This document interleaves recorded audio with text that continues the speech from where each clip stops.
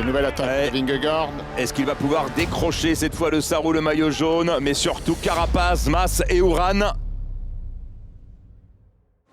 Now we turn our attention to this story, because at the back of this group is Guillaume Martin. It's all going to be about time for him. He sneaked his way into this group and potentially he's going to be in the top 3 in the Tour de France tonight. Bravo. Merci. Good job. Ça va? J'oublie pas que c'est très provisoire comme classement. Rien ne m'empêche de savourer le moment malgré tout. En tout cas, je vais essayer de vendre cher ma peau. He's super strong rider, but I think 4 minutes and 4 seconds is still a good advantage. So you'll be still riding defensively? Sure, we'll see. You're hiding something. No, just This is a huge assault by Pogacar. like I always said, if there's an opportunity, you grab it. Jonas Vingegaard has cracked Tadej Pogacar on the climb of the Mont Ventoux. On Mont Ventoux, I had a super day, but of course, if I feel good, I can try to attack or something. Une étape au dénivelé impressionnant. Aujourd'hui, 4569 mètres attendent les coureurs, plus de 190 km avec 4 montées, dont le sommet de ce tour à plus de 2400 mètres au port d'Envalira. Seulement 31 km d'ascension répertoriés, mais dans les faits, le tracé n'offrira pas beaucoup de répit aux coureurs dès le kilomètre 0 vers Andorre-la-Vieille. Le scénario de la course va certainement laisser de l'espace aux baroudeurs. D'ailleurs, le premier à se mettre en évidence, c'est Thomas de Gendt, grand plateau dans le col de Fourtou, non répertorié et peu pentu. Mais cette montée fait déjà des dégâts. Le Belge de la Lotto-Soudal va être rejoint par 7 hommes. Le mieux classé au général est Aurélien Paré-Peintre. Dylan Teuns, vainqueur au Grand Bornand, est aussi dans cette échappée avec également Julien Bernard, Dan Martin ou encore Sergio Henao, Steven Kruijswijk et Ruben Guerrero. Toutes les équipes non représentées à l'avant font le forcing en tête de peloton avec des noms ronflants, tels Nibali, Valverde, Van Aert, Alaphilippe, Quintana ou encore Woods, le porteur du maillot à pois, Pierre Latour et David Gaudu côté français. Ils vont bientôt rejoindre le groupe de tête. Le retard du peloton à présent 5 minutes 25, 5 minutes 25, 5 minutes 25, 5:25.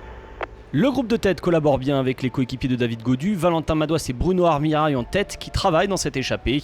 L'écart a passé les 8 minutes. Le peloton, emmené sur un petit train par le team UAE Emirates du maillot jaune Pogacar, contrôle, même si Mark Cavendish va finir par craquer.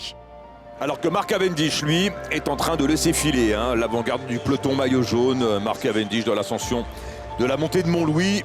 Alors que l'échappée atteint la montée du Mont-Louis, la bataille pour les points au sommet va battre son plein entre Woods, Pouls, Van Aert ou encore Quintana et Alaphilippe, les mieux classés dans cette échappée qui joue gros aujourd'hui. Wout van Aert qui va produire son effort pour l'instant. Wout Poels se résiste. Wout Poels. Et c'est Poels qui passe en tête devant Van Aert.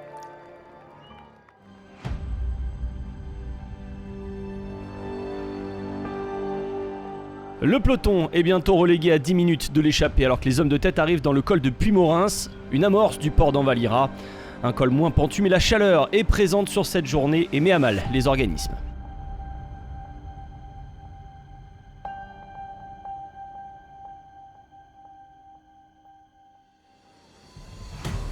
Le vainqueur de cette étape est dans l'échappée de 32 coureurs à l'avant, une échappée qui pèse avec 11 vainqueurs d'étape en son sein pour 34 succès au total. Avec 2 patrons, Nibali et Alaphilippe, 6 bouquets chacun, mais aussi Valverde et Matthews 4, Quintana et Van Aert 3, Teuns et Dan Martin 2, et enfin Matej Mohoric, fraîchement vainqueur sur cette édition, et Ion Izagirre, vainqueur en 2016 à Morzine. Au sommet du col de Puymorens, col de 2e catégorie, nouvelle bagarre pour 5 points. On retrouve toujours les mêmes coureurs dans la bataille.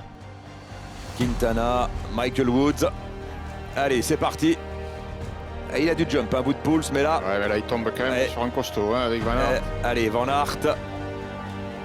Sprint long de plus de 200 mètres. Ouais, Wout van Aert trop fort pour Wout Poels. Wout Poels qui passe la ligne juste devant Michael Woods. Valverde 4e.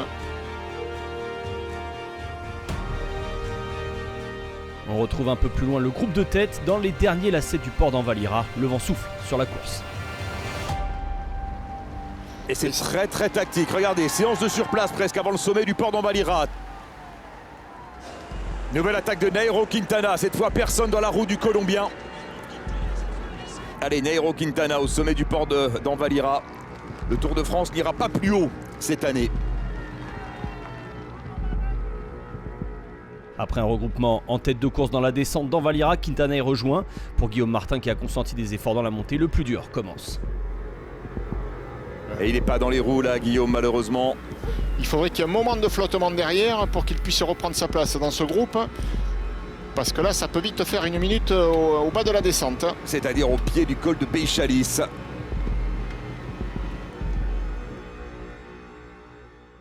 Au pied du col de Béchalis, les hommes forts du groupe d'échappés du jour sont prêts à en découdre. Le premier à dégainer, c'est une nouvelle fois Nairo Quintana. Nairo Quintana retrouvé aujourd'hui, une semaine après son raid sur la route de Tignes. Terminé pour Wout van Aert. Alors qu'on revient sur Nairo Quintana avec Alejandro Valverde. David Gaudu qui est toujours là bien sûr et meilleur grain. J'ai l'impression que Julien a coincé. Allez, Julien Lafilippe et qui a reculé et qui malheureusement il a pris un éclat. Nairo Quintana qui cède. Allez, nous on retrouve aux avant-postes Sepp Kuss et Alejandro Valverde. Valverde impérial. Oui, Valverde il n'a pas encore perdu la course. Dans le groupe des favoris, seul Guillaume Martin manque à l'appel avant cette dernière ascension. Il est temps pour Carapaz qui vise le podium ou encore pour Jonas Vingegaard de mettre à mal le maillot jaune. Allez, nouvelle attaque de Vingegaard. Est-ce qu'il va pouvoir décrocher cette fois de sa roue le maillot jaune? Mais surtout Carapaz, Mas et Uran. Le contre de Carapaz maintenant. Et le maillot jaune joue bien, hein. Contrôle. Les écarts sont à son avantage.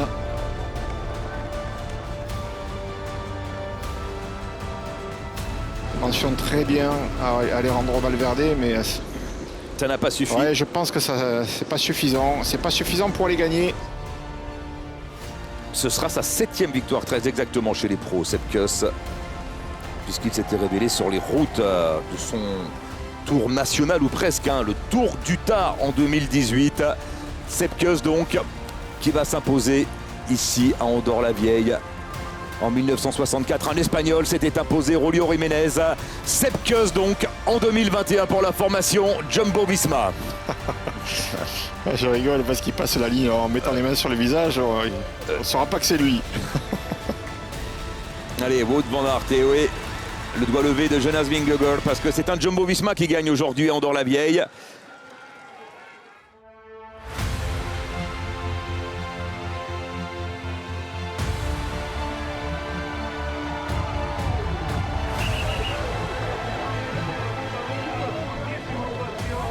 To be honest, I was really suffering a lot in this tour. I just didn't feel like I had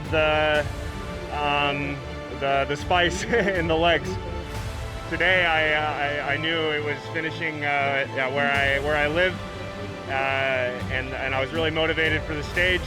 And finally, I had really good legs again, so I'm so happy. Sepp Kuss s'impose donc à Andorre-la-Vieille. Il est le deuxième américain en 10 ans à s'imposer sur le Tour de France.